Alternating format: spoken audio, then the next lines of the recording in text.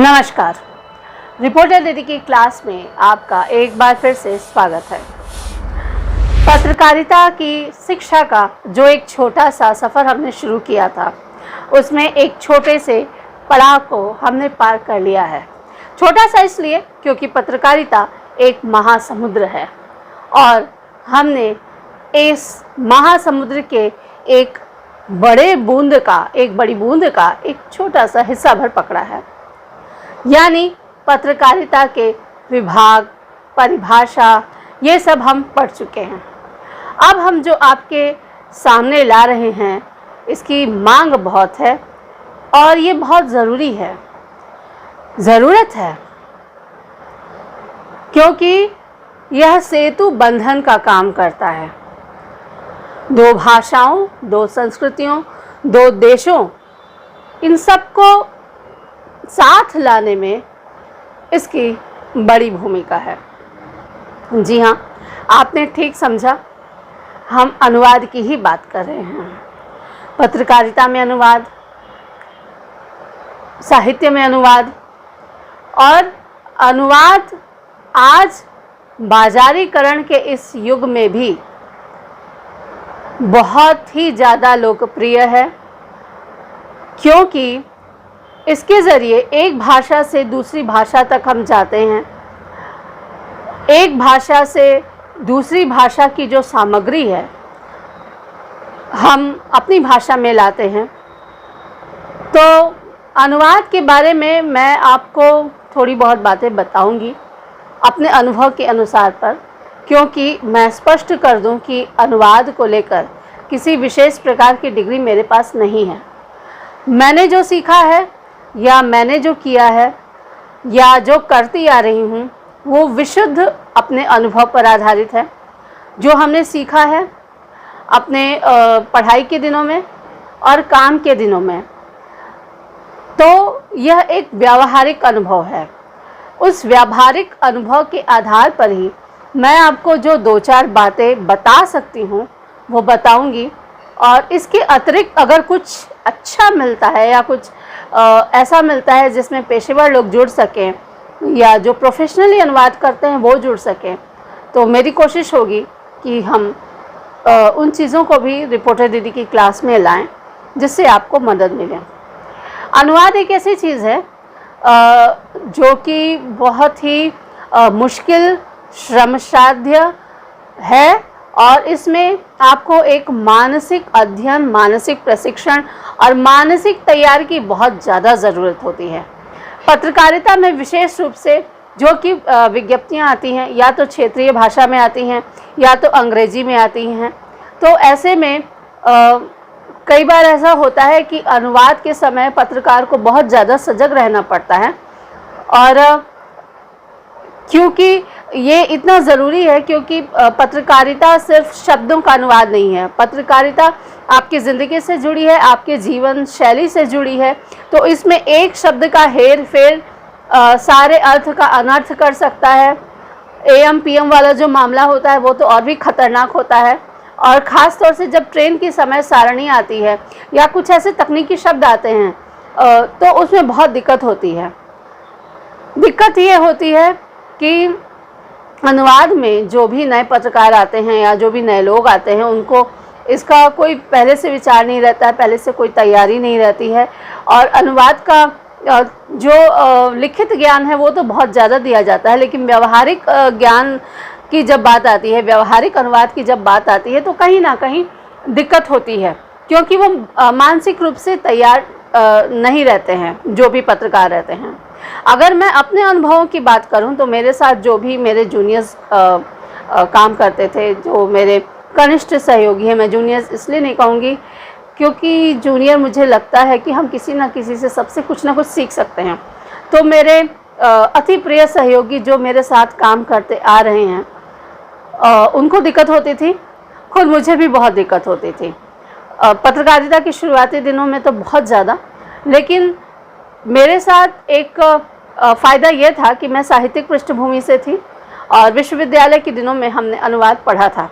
लिखित जो जानकारी थी वो थी, लेकिन व्यवहारिक तौर पर जब हम अनुवाद करते थे तो उसमें बड़ी दिक्कत होती थी, क्योंकि पत्रकारिता की भाषा, पत्रकारिता की हिंदी, पत्रकारिता का लहजा वो साहित्यिक लहजे से बहुत अलग होता है। तो ऐसे में बार बार एक बात हो रही थी कि कैसे किया जाए, क्योंकि विद्यार्थियों को बहुत बार ये समझ में नहीं आता है, और विद्यार्थी जो नए आते हैं उनको सबसे पहले जो दिया जाता है काम वो ये होता है कि आप विज्ञप्तियों का अनुवाद करिए। तो कार्य करते हुए अपने पत्रकारिता के दिनों में ऐसे बहुत से बच्चे हमारे पास आए थे जो मेरे साथी थे, और मेरी जिम्मेदारी थी कि मैं उनको दूं तो और उनकी जो कॉपियां हैं वो चेक करूं, वो देखूं। तो जब उनको अनुवाद दिया जाता था तो वो स्थिति को या वाक्य को समझे बगैर अनुवाद किया करते थे। वो शब्दानुवाद होता था और उनको बड़ी उलझन होती थी, क्योंकि बहुत बार खबर ऐसे लिखी जाती है कि एक ही बात को 3 वाक्यों में घुमाकर लिखते हैं बहुत सारे पत्रकार, जिनको लगता है कि ये उलझाव भरी शैली उनको बहुत आगे ले जाएगी। लेकिन होता यह है कि जनता कुछ भी समझती नहीं है, और आपकी खबर जो पहली लाइन में कि जिसने भी पढ़ी वो अंत में धरी की धरी रह जाती है, कोई दूसरे पैराग्राफ तक नहीं जाता है। तो ये प्रयोग है जो अनुवाद के माध्यम से, या कई बार हमारे पास जो रहता है उससे हम अतिरिक्त देना चाहते हैं। हमारी भाषा में हम इसे विद्वता झाड़ना कहेंगे। तो विद्वता झाड़ने के चक्कर में होता ये है कि किसी भी एक वाक्य को बहुत ज़्यादा क्लिष्ट या घुमावदार बनाया जाता है, या फिर एक ही बात को या 3-4 वाक्यों को एक ही वाक्य में लपेटने की कोशिश की जाती है। उससे होता ये है कि वाक्य तो उलझ ही जाता है और वो किसी की समझ में आता नहीं है। तो ऐसा ही उन बच्चों के साथ होता था। तो अनुवाद उनके सामने बड़ी समस्या होती थी, और तब मुझे भी नहीं समझ में आता था कि आखिर इनको बताया कैसे जाए, क्योंकि व्यावहारिक तौर पे आप किसी एक खबर को लेकर आप कितना अटके रहेंगे, अपना भी काम होता था। लेकिन मुझे लगता था कि समझाना भी ज़रूरी है, बताना भी ज़रूरी है। और साहित्यिक अनुवाद तो और भी ज़्यादा कठिन है। साहित्यिक अनुवाद में हम जो मैंने देखा तो हमारी एक दीदी से बात हो रही थी, तो मैंने उनसे पूछा कि दीदी आपको क्या लगता है कि किस विषय पे मैं आगे के एपिसोड्स बना सकती हूँ। तो उन्होंने मुझे सुझाव दिया कि आप अनुवाद को लेकर काम करो। तो अनुवाद मुझे भी लगा कि बहुत ज़्यादा ज़रूरी है। तो सबसे पहले तो मैं दीदी को बहुत धन्यवाद कहती हूँ, ममता दी को बहुत ज़्यादा धन्यवाद, क्योंकि उन्होंने मुझे एक विषय दिया कि जो एक बहुत ज़रूरी विषय है।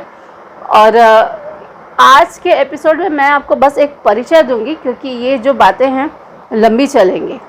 तो एक भूमिका बांधना, एक सारांश या संक्षिप्त जानकारी देना, यही मेरी कोशिश है। और साहित्यिक अनुवाद इसलिए भी ज़रूरी है क्योंकि एक भाषा की कृतियाँ दूसरी भाषा में आती हैं तो उसका प्रसार होता है। यही कारण है कि हर बड़ा कवि या कुछ भी हो, लोग चाहते हैं कि उनकी कृतियों का, उनकी रचनाओं का, उनकी कविताओं का अनुवाद हो। ये बात खबर में भी है, लेकिन पत्रकारिता यानी खबर वाला जो अनुवाद होता है वो बहुत अलग होता है, और साहित्यिक अनुवाद होता है वो बहुत अलग होता है। खबर वाले अनुवाद में होता यह है कि आपको बात को समझाकर लिख देना है, लेकिन जब आप साहित्यिक अनुवाद करने चलते हैं तो उसमें उस रचना के तथ्य को समझना, उसके भाव को समझना, उसकी गूढ़ता तक जाना, ये बहुत ज़रूरी होता है। और वहाँ पे शब्दानुवाद मुझे लगता है कि एक तरह से अन्याय ही है, क्योंकि आप किसी भी चीज़ को जस का तस नहीं लिख सकते हैं। ख़ास तौर से इसलिए कि हिंदी जो देवनागरी है, देवनागरी लिपि, और हमारी जो हिंदी है वो बहुत ज़्यादा वैज्ञानिक है। हमारे पास शब्द भंडार बहुत ज़्यादा हैं। अंग्रेज़ी में जो PUT पुट और BUT बट, ये जो समस्या है वो बहुत ज़्यादा है। कभी कभी जो अक्षर होते हैं वो बहुत साइलेंट होते हैं। जैसे निमोनिया है, जैसे बहुत ज़्यादा उलझन होती है, क्योंकि एक ही वर्तनी, एक ही स्पेलिंग में, एक ही किसी चीज़ में आप उसका उच्चारण 2 तरीके से करते हैं, और इससे कई बार बहुत ज़्यादा संशय वाली स्थिति होती है, संदेह वाली स्थिति होती है, और कुछ भी समझ में नहीं आता कि करना क्या है।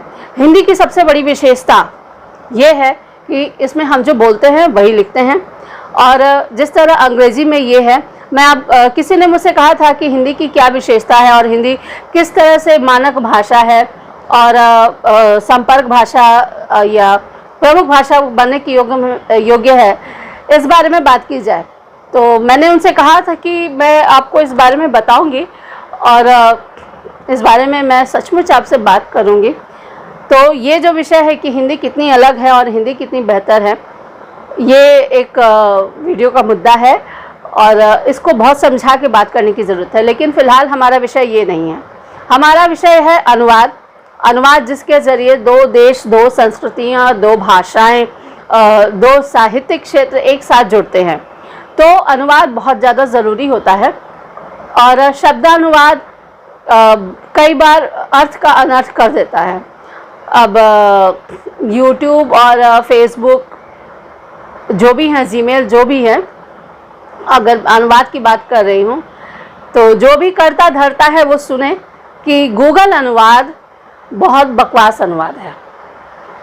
मतलब अर्थ का अनर्थ हो जाता है। शब्दानुवाद मत कीजिए। मेरी एक सलाह है, जो भी लोग हैं यहाँ पे, भारत में प्रतिभाओं की कमी नहीं है, हिंदी जानने वालों की कमी नहीं है। आप शिक्षण संस्थान में जाइए और ऐसे संस्थानों में जाइए जहाँ पे अनुवाद वाकई अच्छा होता है। मैं आपसे गुजारिश करूँगी कि हिंदी के अनुवाद को गंभीरता से लिया जाए और इसके लिए वैसे ही लोग नियुक्त कीजिए जो ऐसा कर सकते हैं। कई बार आपके अनुवाद अच्छे होते हैं और कई बार अनुवाद ऐसे होते हैं कि किसी भी चीज़ को हमें दोबारा लिखना पड़ता है। तो अगर ये गूगल के जो भी करता धरता हैं अगर सुन रहे हैं तो उनसे मेरा निवेदन है, करबद्ध निवेदन है कि भारत में जितने भी अनुवाद प्रशिक्षण संस्थान हैं या विश्वविद्यालय हैं, आप उनसे संपर्क कीजिए। आपको अच्छे विद्यार्थी मिलेंगे। ऐसे बहुत से लोग हैं जो अच्छे अनुवादक हैं और जिनके पास काम नहीं है। तो आप इस तरह की योजना चला सकते हैं जिससे उनको फ़ायदा हो सकता है, जिनसे उनको लाभ हो सकता है। क्योंकि ऐसा ना करने पर एक तो आपकी छवि खराब हो रही है, क्योंकि आपके अनुवाद सचमुच में बहुत ख़राब होते हैं। मैं अभद्र भाषा का इस्तेमाल नहीं करती हूँ, मैं करूँगी भी नहीं, लेकिन वो अनुवाद अच्छा नहीं होता है।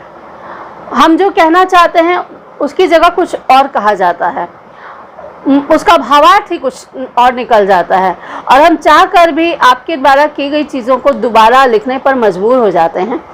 इससे जो भी आपके उपयोग करता है उनका समय ज़ाया होता है और सारी मेहनत पर पानी फिर जाता है, क्योंकि आपने भी निश्चित रूप से करने के लिए बहुत परिश्रम किया होगा। और यही गुजारिश मेरी दैनिक भास्कर जैसे अखबारों से है जो कि हिंदी में बहुत ज़्यादा इंग्लिश घुसाते हैं।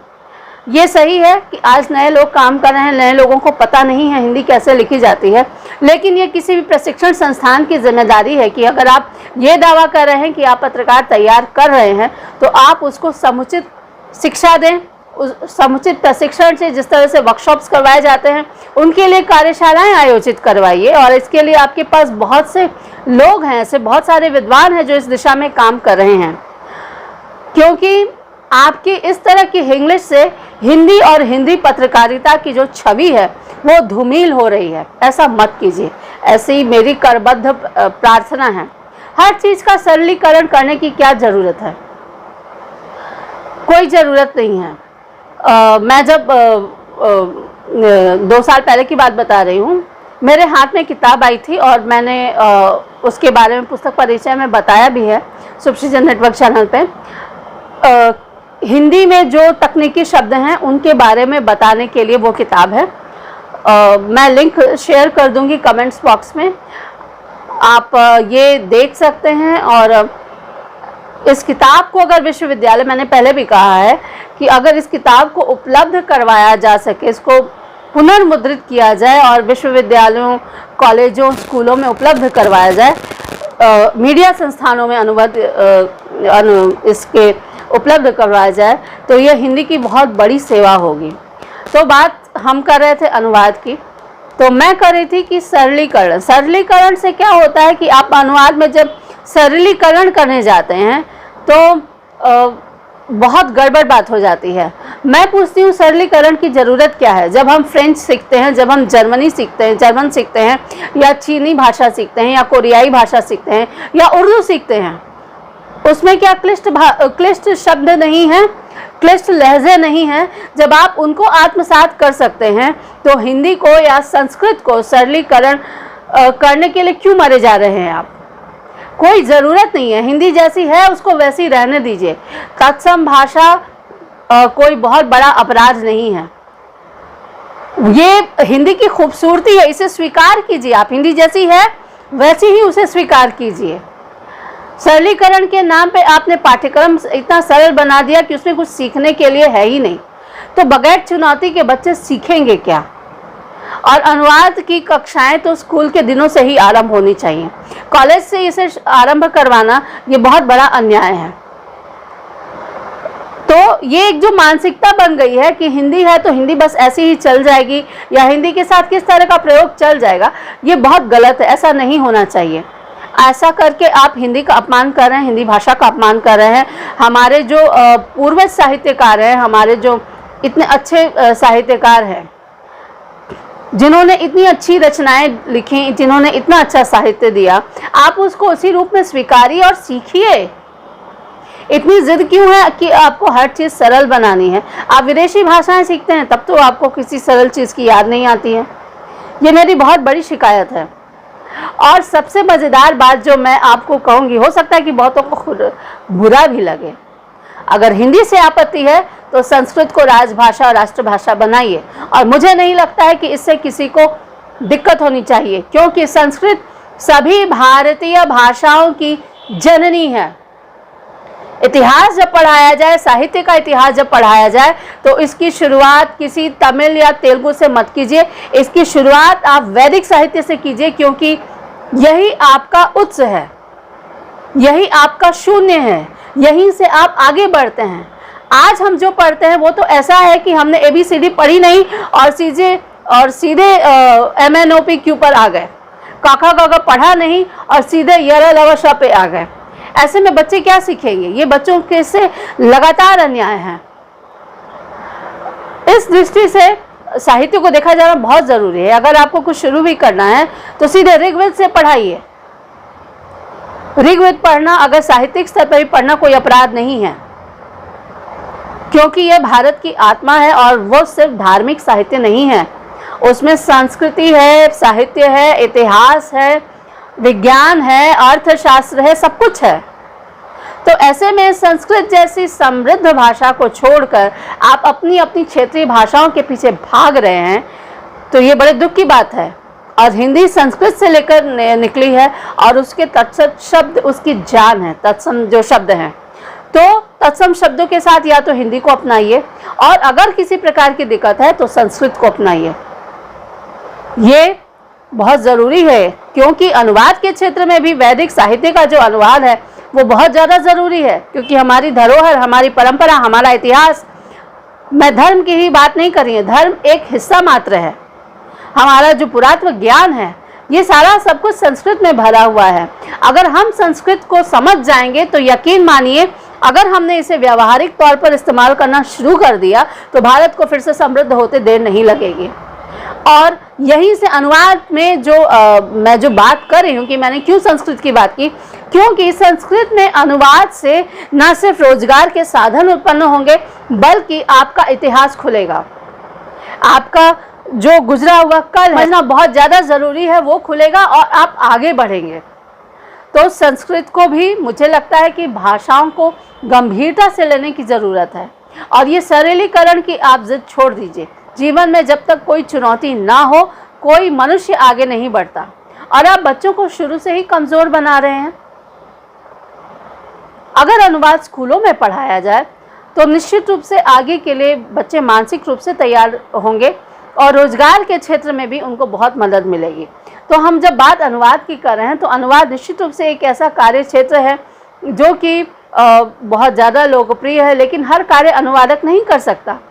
थोड़ा बहुत अनुवाद हम लोगों को जानना पड़ता है। काम करते हुए हमने भी सीखा था, मुझे बांग्ला नहीं आती थी, बिल्कुल नहीं आती थी, अभी भी नहीं आती है, लेकिन आज मैं जो भी शोध कार्य करती हूँ, आज जो भी रिसर्च करती हूँ वीडियोस बनाने के लिए, तो मैं बांग्ला पढ़ती हूँ। और निश्चित रूप से मैं गूगल को मैं शिकायत कर चुकी हूँ, पर मैं गूगल को धन्यवाद भी कहती हूँ कि आपने एक अच्छा माध्यम हमें उपलब्ध करवाया, लेकिन इस माध्यम को, ये जो मंच है आपका, आपके अनुवाद का जो मंच है, इसे और बेहतर बनाने की ज़रूरत है। मेरा सुझाव बस इतना ही था।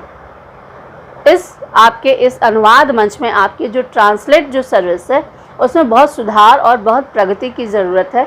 ऐसे लोगों को लीजिए जो कि वाकई हिंदी जानते हों, उस भाषा की पकड़ रखते हों। करने के लिए कुछ मत करिए, चाहे वो फेसबुक हो, चाहे वो गूगल हो, चाहे वो व्हाट्सएप हो, कुछ भी करिए, लेकिन आप उस क्षेत्र के लोगों को पकड़िए जो उसकी नब्ज़ जानते हो, तब आपको मदद मिलेगी। और यकीन मानिए कि इससे आपकी लोकप्रियता बहुत बढ़ेगी। तो गूगल से शिकायत के साथ धन्यवाद भी मैंने किया, क्योंकि यह निश्चित रूप से अनुवाद का एक ऐसा मंच उपलब्ध करवाता है जिससे काम करने में बहुत सहूलियत होती है। वहाँ पे अनुवाद की व्यवस्था है। तो ये आपके रोज़गार का एक क्षेत्र है। पत्रकारिता वाला रोज़गार होता है, वो त्वरित अनुवाद होता है। वहाँ पे आपके पास बैठ कर देने के लिए समय नहीं होता है।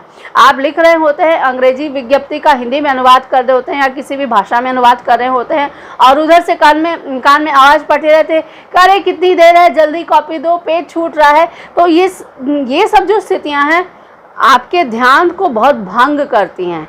तो पत्रकारिता का अनुवाद और साहित्य का अनुवाद एक जैसा नहीं हो सकता है, दोनों में बहुत बहुत बहुत ज़्यादा अंतर है। और अगर अंतर्राष्ट्रीय स्तर पर जाएं तो अंग्रेजी बहुत बड़ी ज़रूरत है, और भारतीय संदर्भ में जाएं तो मेरे विचार से संस्कृत बहुत ज़्यादा ज़रूरी है, क्योंकि हिंदी का जो लोक रूप है वो ब्रज और अवधी या और भी भाषाएं जो हमारी विभिन्न बोलियां हैं, और भारत तो ऐसा देश है कि हर कोस पर आपकी बोली बदल जाती है। तो भाषाई विविधता इतनी है कि सबको बांधे रखने के लिए आपको एक ऐसी भाषा की ज़रूरत है, चाहे आप इसे माने चाहे ना माने, लेकिन आपको एक ऐसी भाषा चाहिए जो कि सारे देश को जोड़े, और वो भाषा ऐसी हो जो कि बहुत ज़्यादा आसान ना हो, जो कि दूसरे से कनेक्ट करे। तो हिंदी ऐसी ही भाषा है, लेकिन इसके साथ ही, हिंदी के साथ ही संस्कृत को भी अनिवार्य करने के पक्ष में मैं हूँ, क्योंकि संस्कृत भारत की आत्मा है। भारत को समझना है तो आपको संस्कृत को समझना होगा, आप इसे भाग नहीं सकते। और भाषा के सरलीकरण की जिद भी नहीं होनी चाहिए, क्योंकि जब हम विदेशी भाषाओं को उनके मूल स्वरूप में स्वीकार कर सकते हैं, तो हम अपनी भारतीय भाषाओं को स्वीकार क्यों नहीं कर सकते हैं। और एक चीज़ मैंने देखी है कि सोशल मीडिया पर जो लोग आते हैं वो सबसे पहले अंग्रेजी में हेलो फ्रेंड्स, हाय फ्रेंड्स करते हैं। अपनी भाषा का इस्तेमाल करने में आपको इतनी शर्म क्यों आती है? आपको अंग्रेजी नहीं आती है, लेकिन आप दिखाने के लिए कि आपको अंग्रेजी आती है, ये हीनता बोध के अतिरिक्त और कुछ नहीं है। आपकी भाषा जो है, आपकी बोली जो है, आप उसी में अपने विचारों को व्यक्त कीजिए ना, सबसे ज़्यादा ज़रूरी ये है। और ऐसा है कि जैसा कि मैंने कहा कि अंतर्राष्ट्रीय स्तर पर अंग्रेजी जाना बहुत ज़्यादा ज़रूरी है, लेकिन अंग्रेजी के भी बहुत सारे स्वरूप हैं। कितने स्वरूप जानेंगे? लैटिन अंग्रेजी है, एक ब्रिटेन की अंग्रेजी अलग है, ऑस्ट्रेलिया की अंग्रेजी अलग है। तो एक मानक हो, और उसी तरह आप जिस भी क्षेत्र में रहते हैं उस क्षेत्रीय भाषा की जानकारी होना बहुत ज़रूरी है।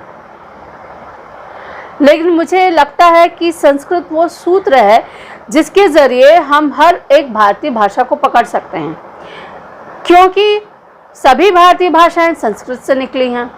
तो जब आप संस्कृत सीखते हैं या संस्कृत जानते हैं तो क्षेत्रीय भाषाओं को समझना आपके लिए थोड़ा सा आसान हो जाता है, ख़ास तौर से तमिल और तेलुगु। तो मैं साहित्य के इतिहास पर भी फिर कभी बात करूंगी कि इसमें मुझे पढ़ते हुए क्या क्या खामियां नज़र आईं और क्या नहीं होना चाहिए और क्या होना चाहिए। तो जो सबसे पहली बात मुझे ये लगती है, अनुवाद को ध्यान में रखते हुए मैं ये बात बोल रही हूँ कि अनुदित साहित्य को भी आप रखते हैं, अच्छी बात है, लेकिन इसको और ज़्यादा महत्व देने की ज़रूरत है। आप संस्कृत साहित्य के अनुवाद पर जोर होना चाहिए। इससे रोजगार के क्षेत्र बढ़ेंगे, इससे आपकी संस्कृति, आपका इतिहास, आपकी जो धरोहर है वो आपके समक्ष आएगी, और आप उस क्षेत्र को समझेंगे। और जब हम अपने भारत के हर एक क्षेत्र को समझेंगे तो यह देश की एकता के लिए वरदान साबित होगा। और एक भाषा ऐसी होनी चाहिए। तो आज हमने अनुवाद की कक्षा शुरू की, तो आज हम आपके लिए सिर्फ परिचय रख रहे हैं, क्योंकि जो भी बातें मैंने आज कही, जो आपसे बात की अनुवाद के परिप्रेक्ष्य में, यह एक भूमिका थी। इसके बाद हम अनुवाद पर आएंगे, जो कि आज जो दो छोटी छोटी जो बातें हैं, मैंने पत्रकारिता के अनुभव आपको बताया, अनुवाद क्यों ज़रूरी है और संस्कृत क्यों ज़रूरी है, इसके बारे में आपसे बात रखी। और ये भी बताया कि साहित्यिक अनुवाद पत्रकारिता की जो खबरें हैं उनके अनुवाद से कितना अलग है, कितना त्वरित होता है। कविता का अनुवाद लिखने के लिए आपके पास समय हो सकता है, लेकिन निगम की खबरों की अगर ज़रूरत है और वहाँ पे विज्ञप्तियों का अनुवाद करना है, तो आपके पास समय नहीं होता है। वहाँ पे खुद को एकाग्र रखना और उसके साथ काम करना, ये तभी हो सकेगा जब आप दोनों ही भाषाओं में निपुण होंगे, या तो क्षेत्रीय भाषा में भी निपुण हों। और अभी तो लिपि की जो समस्या है वो अगर गूगल महोदय की कृपा से बहुत आसान हो गई है, खुद मुझे भी बहुत सहायता मिलती है। तो जब आप अपनी बात कहते हैं, चाहे आपकी वो मौलिक रचना हो, चाहे समाचार हो, लेख हो, रिपोर्टाज हो, आज अनुवाद का जो स्थान है वो पत्रकारिता में भी बहुत ज़्यादा हो गया है, क्योंकि हम एजेंसी से खबरें लेते हैं। ज़्यादातर जो खबरें होती हैं अंग्रेज़ी से होती हैं, अगर वो अंतर्राष्ट्रीय स्तर पे हुई, तो ये सारी जो खबरें हैं उनका आपको हिंदी में अनुवाद करना होता है। तो गूगल की सहायता से हो तो जाता है, और आपके पास समय नहीं होता है तो कई बार जस का तस धर देते हैं। लेकिन अगले दिन जब आप अखबार देखते हैं या अपनी किसी भी चीज़ को देखते हैं, तब आपको लगता है हे भगवान, हमने कितना बड़ा क्या कर दिया, ये कितनी बड़ी गड़बड़ कर दी। तो अनुवाद को, भाषा को, आपकी जो भी भाषाएं, मैंने पहले भी कहा है कि जितनी भाषाएं सीखेंगे आपके लिए अच्छा है, लेकिन 3-4 भाषाएं आपको आनी चाहिए। एक तो हिंदी आपको आनी चाहिए, क्योंकि हिंदी आज तेज़ी से विकसित हो रही वैश्विक भाषा है। तो दुनिया के किसी कोने में चले जाएंगे तो हिंदी पढ़ने और पढ़ाने वाले लोग हैं। विश्वविद्यालयों में पढ़ाई जा रही है, तो वहाँ भी रोजगार के अवसर हैं। इसके अतिरिक्त शोध बहुत हो रहे हैं, खोज बहुत हो रही है, लिखा बहुत जा रहा है, और बाज़ार में अगर साहित्य और प्रकाशन क्षेत्र को लाया जाए तो वहाँ भी अनुवादकों की बहुत ज़्यादा ज़रूरत है, और अच्छे अनुवादक चाहिए। ज़्यादातर क्या होता है कि अधिकतर लोग गूगल से अनुवाद तो कर लेते हैं।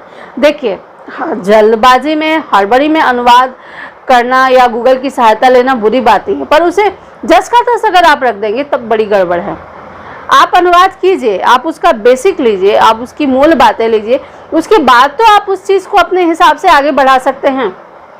तो ये बहुत ज़्यादा ज़रूरी है। यही कारण है कि मेरे जो भी कनिष्ठ सहयोगी हैं, जब पूरी तरह गूगल का अनुवाद करते थे तो मुझे बड़ा गुस्सा आता था, और कई बार मेरे गुस्से का शिकार भी उनको होना पड़ता था। मैं उनसे माफ़ी मांगना चाहूँगी, लेकिन वो परिस्थिति ऐसी होती थी कि जस का तस पूरी चीज़ अगर आप मशीनी अनुवाद करेंगे तब तो कुछ मतलब नहीं रहा ना, क्योंकि अनुवाद में आप वो कहेंगे जो गूगल कहना चाहता है।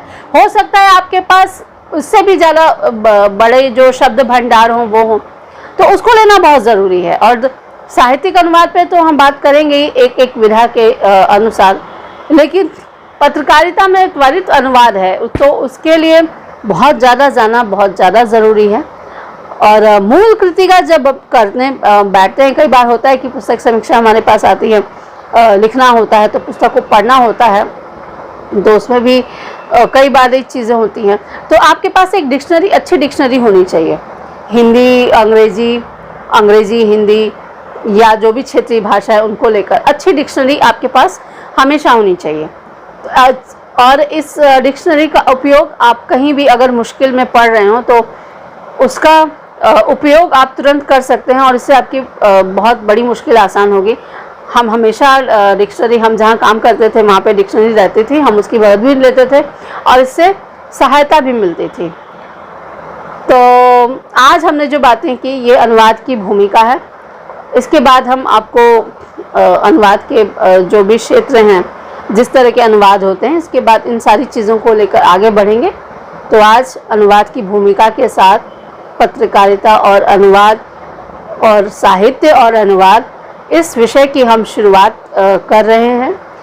पढ़िए और हमसे जुड़े रहिए। आज के लिए बस इतना ही। अगली बार फिर से आपके सामने स्वागत होंगे, यानी उपस्थित होंगे, आपके सामने उपस्थित होंगे। तब तक अपना ध्यान रखिए, बहुत बहुत ज़्यादा स्वस्थ रहिए। नमस्कार।